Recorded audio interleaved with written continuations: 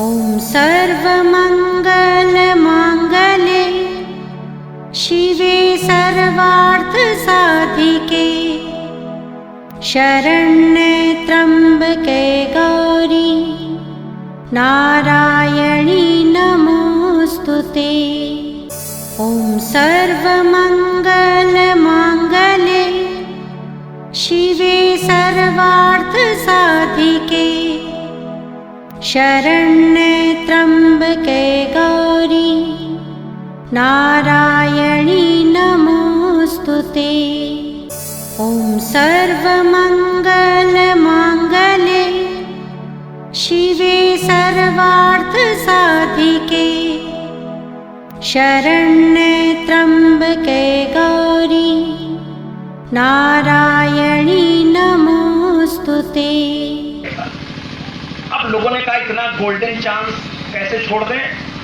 दौड़ दौड़ के लोग, कोई सोना छू रहा है, कोई चांदी छू रहा है, कोई हीरा छू रहा है, कोई मोती छू रहा है, कोई हाथी छू रहा है, कोई घोड़ा छू रहा है। जिसको जो इच्छा है, राजा ने आज का रखा है, जो जो छू देगा उसका वो हो जाएगा, मैं दे दूंगा उसे। लेकिन एक छोटी सी बच्ची चल पड़ी ठुमकती हुई, धीरे धीरे वो बढ़ने लगी आगे। सभी देख रहे हैं कि ये छोटी सी बच्ची किधर जा रही है।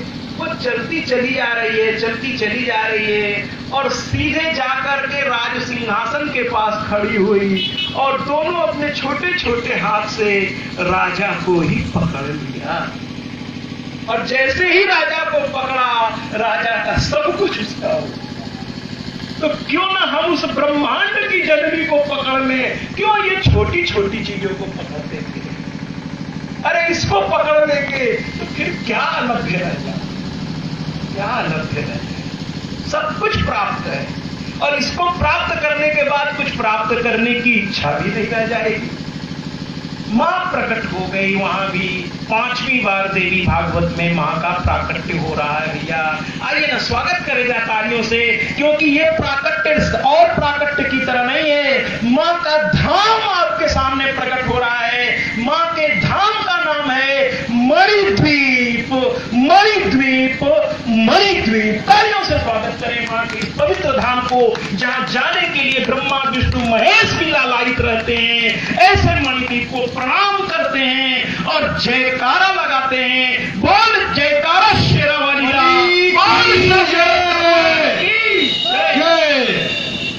शेरावाली की जय, आद्य सत्य माता की जय। तो कुल मिलाकर के आइए इस कथा को हम और आगे बढ़ाते हैं। मां का मणिधाम सामने आया। विष्णु भगवान दूर से देख रहे हैं, अरे वो सिंहासन पर बैठी हुई वो दिव्यांगना कौन है। बड़े ध्यान से देख रहे हैं। अचानक भगवान विष्णु को सारी बातें याद आ गई कि जब प्रलय हुआ था तो वट वृक्ष पर वो लेटे हुए थे बालक स्वरूप में, और एक मां प्रकट हुई थी जो कल कथा में मैंने कही थी, और कहा था वो आकाशवाणी हुई थी, सर्व खल विदमेवाहम नान्यतस्ति सनातना। बस भगवान विष्णु ने ब्रह्मा जी का हाथ एक हाथ से, दूसरे हाथ से महेश का पकड़ा और कहा, अरे पहचाना नहीं इस दिव्यांगना को, यही तो हमारी जननी है। इन्होंने मुझे मेरे नाभि से आप, फिर रुद्र आपके ललाट से, ये हम सब की जननी है। ब्रह्मा विष्णु महेश हाथ जोड़ के रोने लगे, कहने लगे, आज मेरी मैया मेरे सामने है, आज मेरी मैया मेरे सामने। वो दिन कितना भाग्यशाली होगा जिस दिन साक्षात मां सामने, साक्षात मां सामने। तो तीनों लोगों की आंखों से आंसू की धारा बह निकली। कदम उठ नहीं रहा था, लेकिन अपने आप को रोक भी नहीं पा रहे थे। मां से मिलने की बेताबी थी उनके मन में। चल पड़े और जैसे ही मणिद्वीप के अंदर उन्होंने पहला पैर रखा, पुरुष से वो सब स्त्री में परिणित हो गए, क्योंकि मणिद्वीप में पुरुष रूप में जाना वर्जित है। सब स्त्री में परिणित हो, ब्रह्मा विष्णु महेश। अब स्त्री, ये जो मैं बार बार कहता हूं ये महान है, ये आदरणीय है, सच पूछिए तो स्त्री मनुष्य जाति की नहीं है। अब आप कहेंगे महाराज जी नई बात आपने छेड़ दी, अगर ये मनुष्य जाति के नहीं है तो कौन है? यक्ष, गंधर्व, किन्नर, नाहक, कौन है ये? कौन है ये? तो मैं कहूंगा ये एक विशिष्ट प्रजाति है, ये मां का ही एक स्वरूप है, ये मां का ही एक स्वरूप है। तो स्त्री रूप में परिणित होने का मतलब मां का दर्शन। इसीलिए आज हर स्त्री में आप देखें मां के पूजा के प्रति एक अलग ही लगाव होता है, एक अलग ही इनके अंदर लगाव होता है। पता नहीं क्यों यहाँ इतनी देर हो रही है, वरना मैं जहां जहां मां की कथाएं लेकर गया स्त्रियों की संख्या बहुत ज्यादा मात्रा में हुआ करती। मैं अभी बता तो रहा था आपको, एक गांव में गया था, वहां 7,500 लोगों की भीड़ थी, उसमें आधे से अधिक स्त्रियां थी। और वो वहां के गांव के प्रधान जी हमसे मिलने आए जहां मैं ठहरा हुआ था। कह नहीं महाराज क्या जादू कर दिया आपने? हमने कहा मैंने कोई जादू नहीं किया, मुझे जादू आती भी नहीं, ये तो माँ की कथा का है, आनंद है। तो कहे महाराज हर घर की औरतें क्रांति करने लगी। हम के कैसी क्रांति?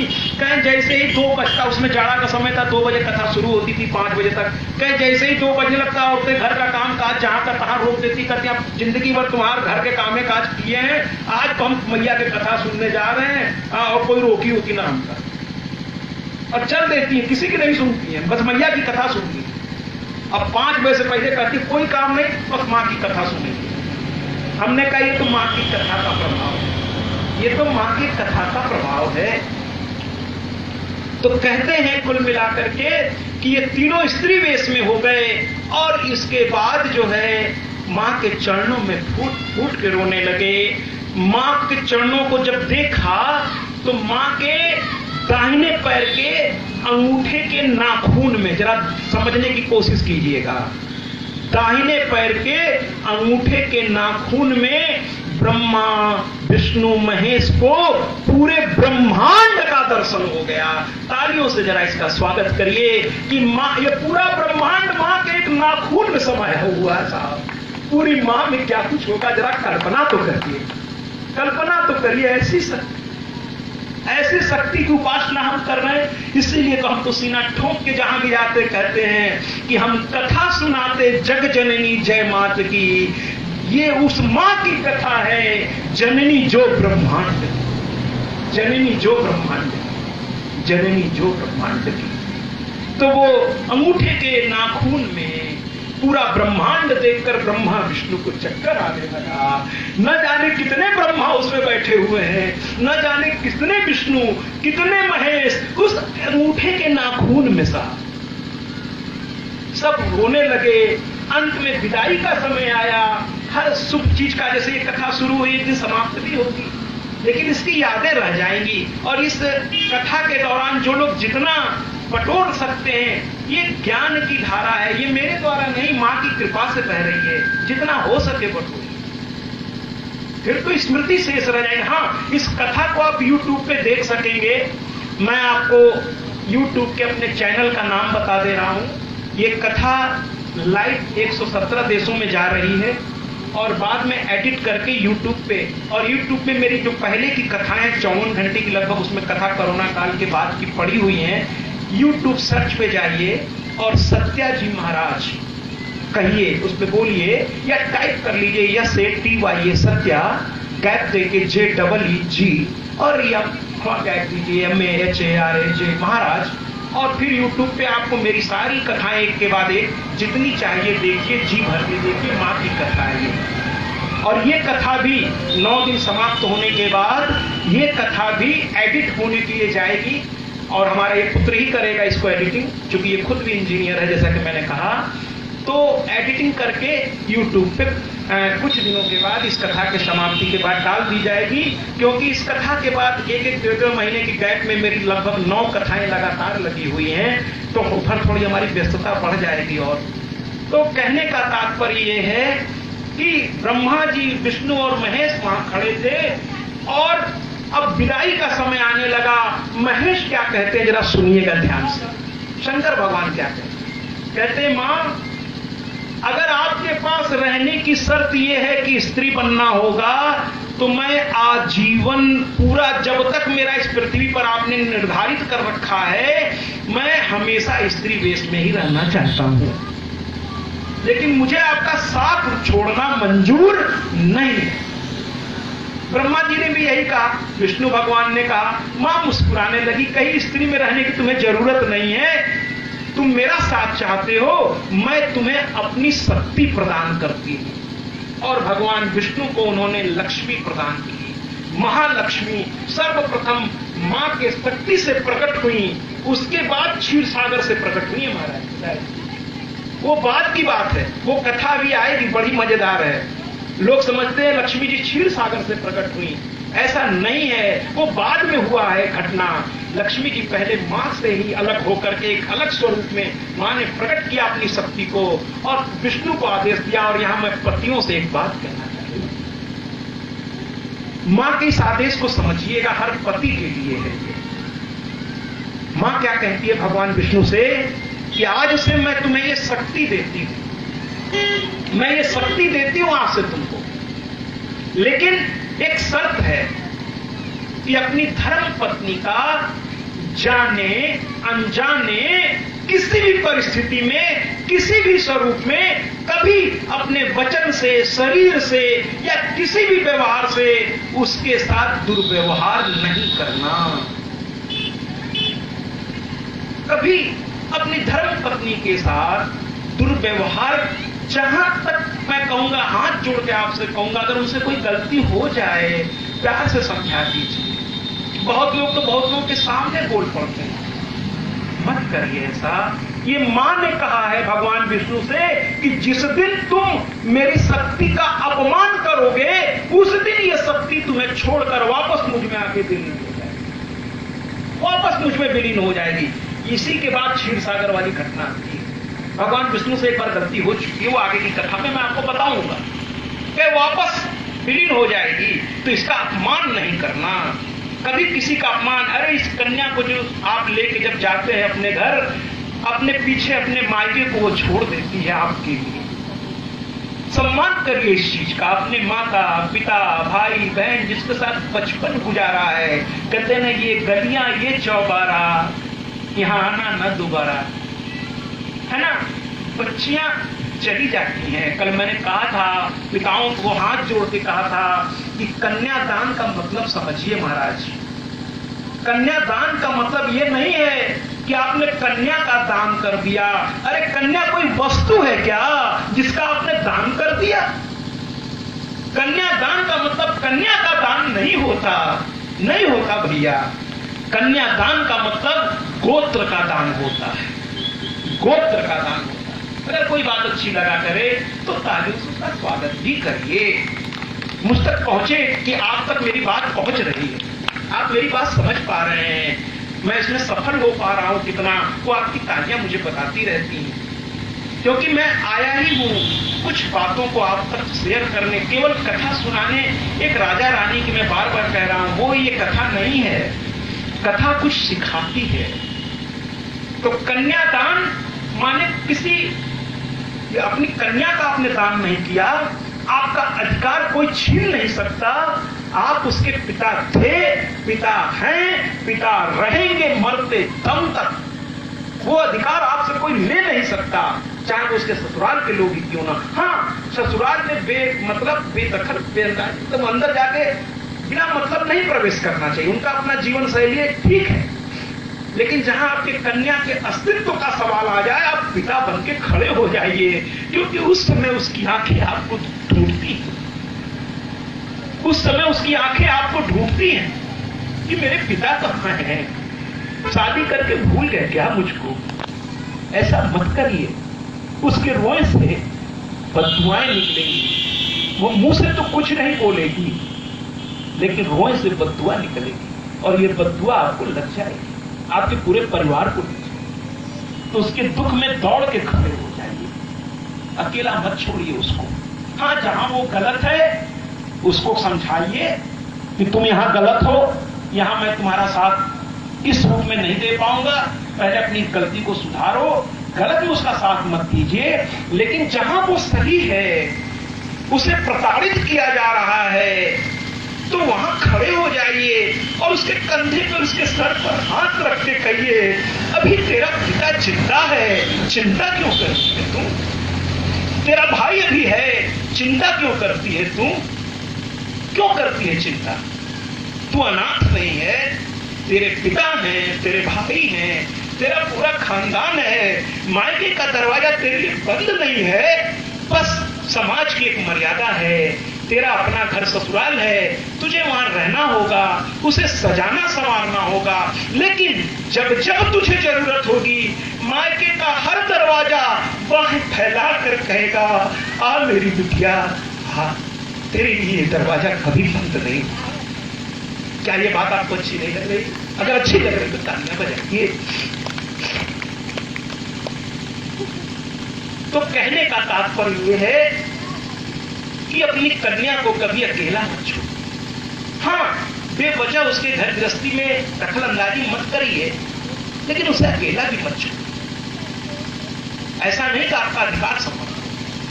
तो कुल मिलाकर स्त्री रूप में तीनों लोगों को उन्होंने कहा कि स्त्री में रहने की जरूरत तुम्हें नहीं है, तुम्हें बहुत सारा काम करने के लिए मैंने इस संसार में भेजा है।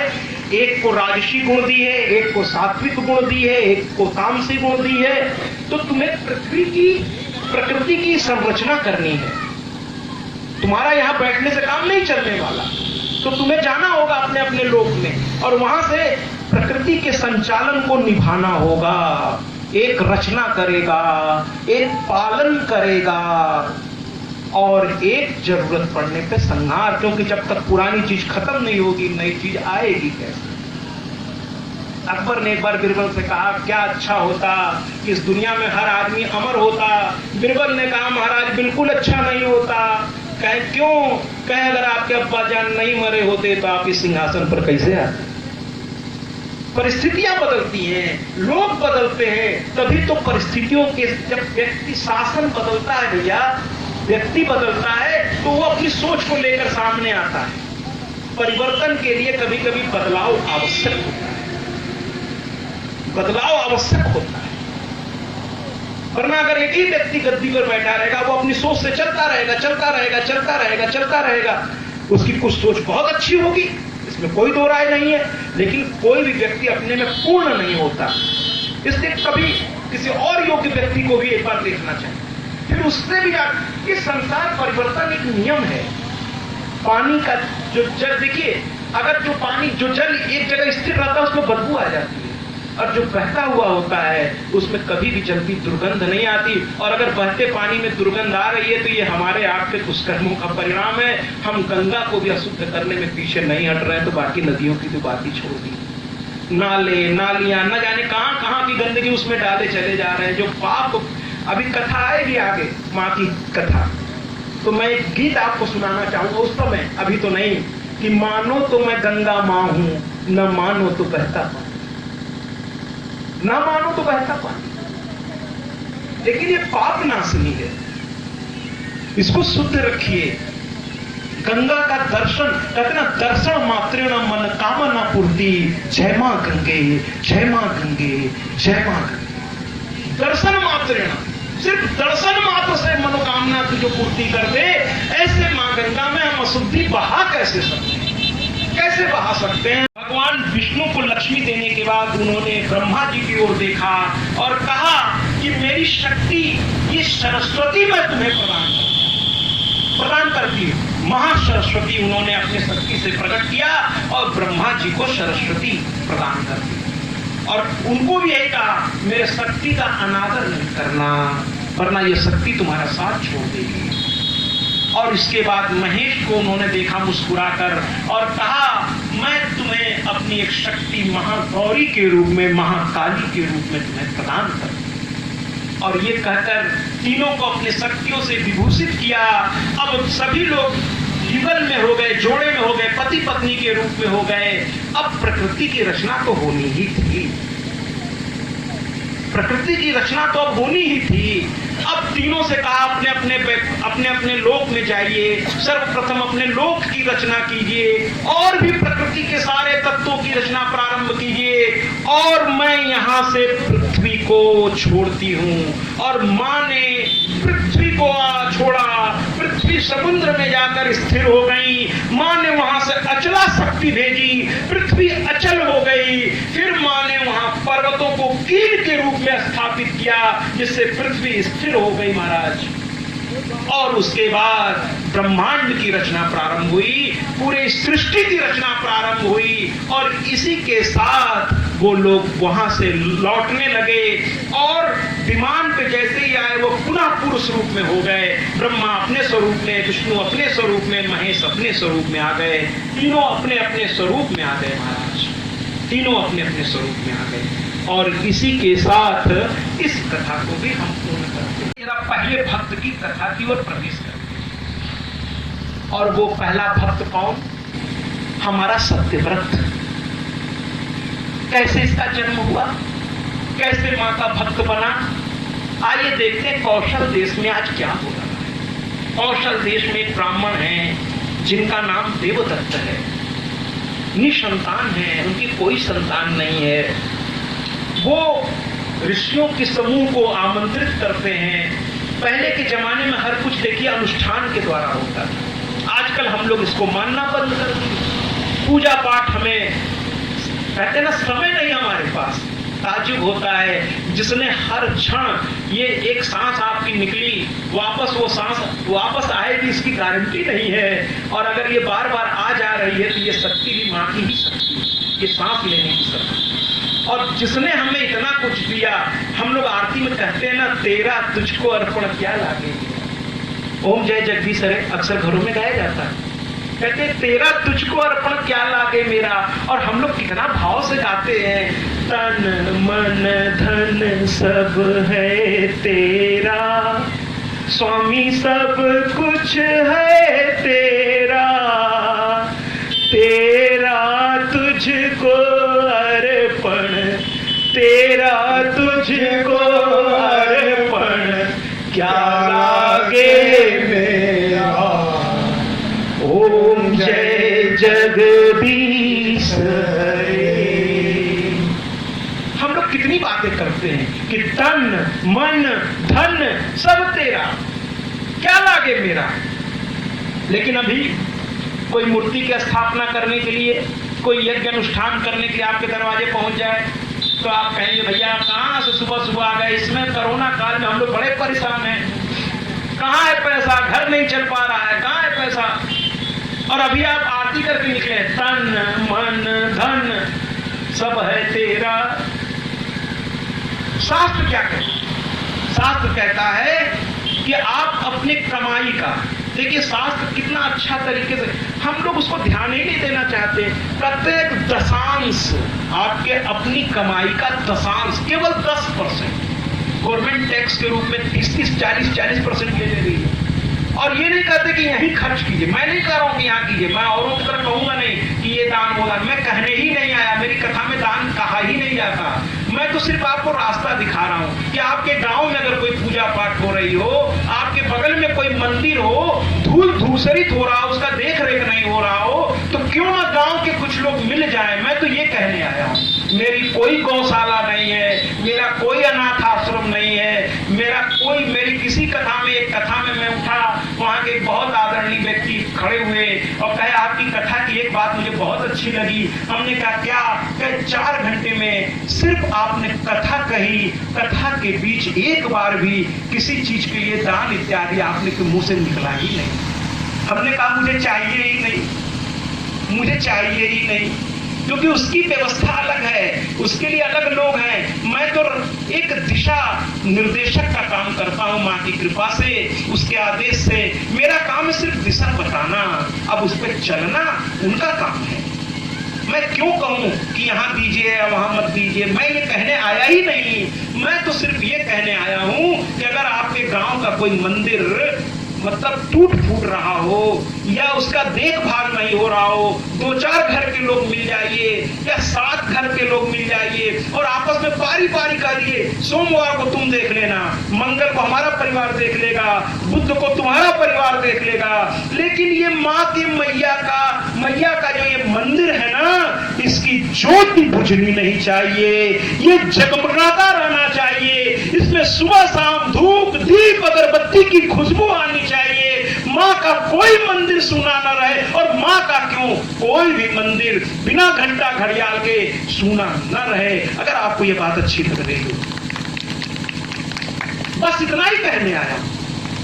मैं तो निःशुल्क कथा करता हूँ, आपको मैं बता दूं, मैं अपने कथा के लिए कोई शुल्क नहीं लेता। आप किसी से भी पता कर लीजिए, मेरे आप फेसबुक पे चले जाइए, ट्विटर पे चले जाइए, यूट्यूब पे चले जाइए, किसी भी चैनल पे मेरे जाके देखिए, उसमें बड़े बड़े अक्षरों में लिखा है मेरी कथा की न तो कोई शर्त है न मेरा कोई शुल्क है। एक कथा में मैं कथा करके 9वें दिन जब उठने लगा, वहाँ के लोग बड़े भाव विभोर हो गए, कई हजार की भीड़ थी।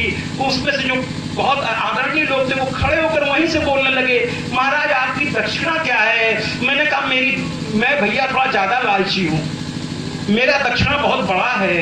तो कहने लगे बताइए महाराज, हम सब मिल के पूरा करेंगे, क्योंकि बड़ा आनंद आया, 9 दिन तक बहुत आनंद आया। हमने कहा देंगे आप हमें?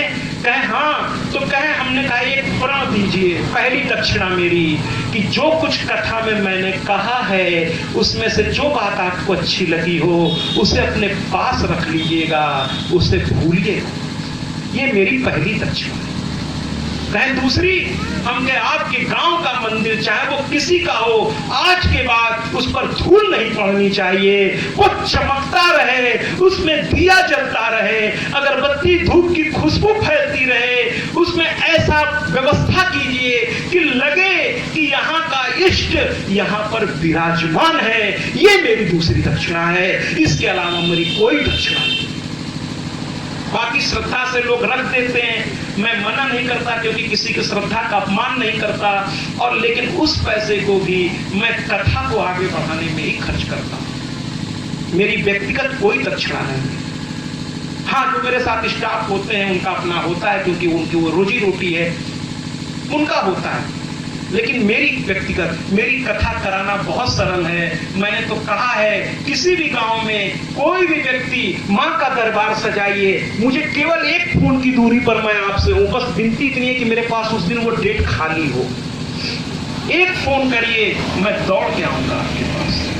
मैं निकला ही जीवन के अंतिम समय में, ये संध्या काल मेरे जीवन का है। मैंने अपने सारे पदों से त्याग पत्र देकर मैं इस काम में इसलिए ही निकला हूँ कि मैं माँ की कथा लोगों तक पहुँचाना चाहता हूँ। भागवत आपने सुन ली, शिव महापुराण भी सुन लिया, राम कथा भी सुन ली, लेकिन देवी भागवत नहीं सुनी आपने ना, वही सुना के आया। इसलिए तो बार बार कहता हूं कि हम कथा सुनाते जग जननी जय मात की।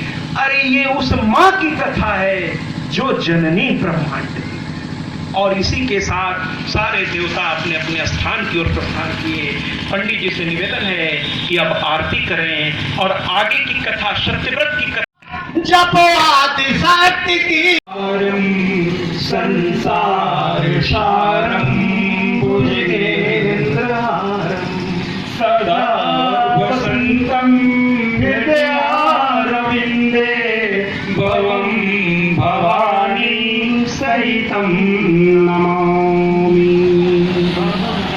भवानी सहितं नमामि। लाल की प्रथम आरती की जय, गौरा जी के लाल की प्रथम आरती की जय, गौरा जी के लाल के, गौरा जी के लाल की, शंकर सुकुमार की, गौरा जी के लाल की, शंकर सुकुमार की, गौरा जी के लाल की, शंकर सुकुमार की, गौरा जी के लाल की, शंकर सुकुमार की प्रथम आरती की जय, गौरा जी के लाल की प्रथम आरती की जय, गौरा जी के लाल की प्रथम आरती की जय, गौरा जी के लाल की प्रथम।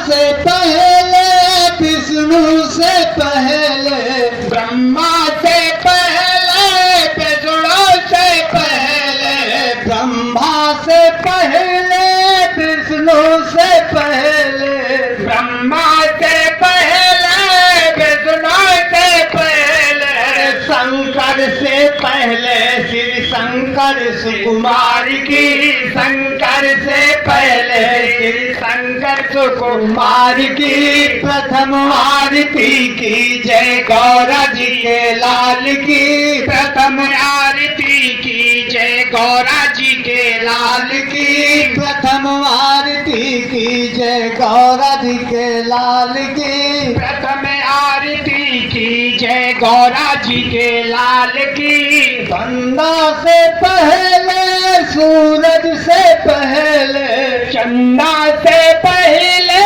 सूरज से पहले चंदा से पहले सूरज से पहले चंदा से पहले सूरज से पहले तारों से पहले श्री शंकर सुकुमार की तारों से पहले श्री शंकर सुकुमार की प्रथम आरती की जय गौरा जी के लाल की प्रथम आरती की जय गौरा सुकुमार की प्रथम आरती की जय गौरा जी के लाल की प्रथम आरती की जय गौरा जी के लाल की गंगा से पहले यमुना से पहले गंगा से पहले यमुना से पहले गंगा से पहले यमुना से पहले गंगा से पहले यमुना से पहले सरयू से पहले श्री शंकर सुकुमार की सरयू से पहले श्री शंकर सुकुमार की प्रथम आरती की जय गौरा जी के लाल की प्रथम आरती की जय गौरा सुकुमार की प्रथम आरती की जय गौरा सुकुमार की गौरा जी के लाल के शंकर सुकुमार की गौरा जी के लाल के शंकर सुकुमार की प्रथम आरती की जय भोला जी के लाल की प्रथम आरती की जय भोला जी के लाल की प्रथम आरती की जय गौरा सुकुमार की प्रथम आरती की जय गौरा सुकुमार की आदि माँ जगदम्बे की आरती आदि शक्ति माँ गोल वेद निराला नव ज्योत जलाने वाला जय माँ दुर्गे जय माँ काली जय माँ दुर्गे जय माँ काली जय माँ दुर्गे जय माँ काली आदि शक्ति माँ जगदम्बे की आरती पापियों को पाप से है तारती आदि शक्ति माँ जगदम्बे की आरती पापियों को पाप से है तारती पावन पुनीत ये अमर गीत पापों को मिटाने वाला माँ दर्श कराने वाला जय माँ चंडी जय माँ गौरी जग जा जननी माँ जय गौरी जय माँ चंडी जय माँ गौरी जय माँ जननी माँ गौरी माँ शैल पुत्र की आरती पापियों को पाप से है तारती आदि शक्ति माँ जगदम्बे की आरती पापियों को पाप से है तारती पापियों को पाप से है तारने वाला गुणों साधने वाला ये ब्रह्मचारिणी को मांडा ये ब्रह्मचारिणी को मांडा ये ब्रह्मचारिणी को मांडा ये ब्रह्मचारिणी को मांडा माँ काल रात की आरती पापियों को पाप से है तारती पापियों को पाप से है तारती आदि शक्ति माँ जगदम्बे की आरती पापियों को पाप से है तारती आरती, पापियों को पाप से है तारती, पापियों को पाप से है तारती। बोलो साचे दरबार की जय, बोलो साचे दरबार की जय, बोलो साचे दरबार की जय। ॐ सर्वमङ्गल माङ्गल्ये शिवे सर्वार्थ साधिके शरण्ये त्र्यम्बके गौरी नारायणी नमोऽस्तुते।